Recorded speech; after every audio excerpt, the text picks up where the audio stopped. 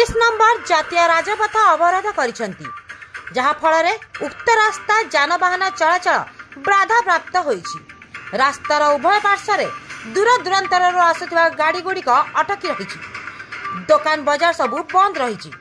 नवरंगपुर जयपुर और नवरंगपुर जूनागढ़ रेल प्रकल्प पर केंद्र सरकार अर्थ व्यय बराद करुथिले मध्य राज्य सरकार तरफ जमी ग्रहण में अहेतुक विलंब प्रतिवाद सह तृतीय और चतुर्थ श्रेणी कर्मचारी नियुक्ति प्रक्रिया राज्य भित्तिक होइतिबारु जिलार भित्तिक नियुक्ति दाबी जिलार दुईटी पुरातन महाविद्यालय नवरंगपुर महाविद्यालय और उमरकोट स्थित पेंडराणी महाविद्यालय को सरकारी मान्यता प्रदान करने दाबी उमरकोट ठारे प्रस्तावित 500 कोटी टंका व्यय मूल्यर इथेनॉल प्रोजेक्ट पर जमी अधिग्रहण जिलार मेडिकल मानकरे डॉक्टर और विशेषज्ञ डॉक्टर नियुक्ति दाबी सह जिलार उमरकोट को सब डिविजन दाबी नहीं एही बंद पालन करा जाउछि।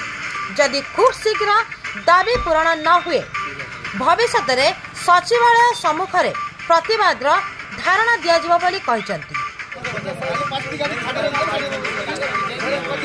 नवरंगपुर किशोर कुमार विषय रिपोर्ट स्वतंत्र ओडिशा न्यूज।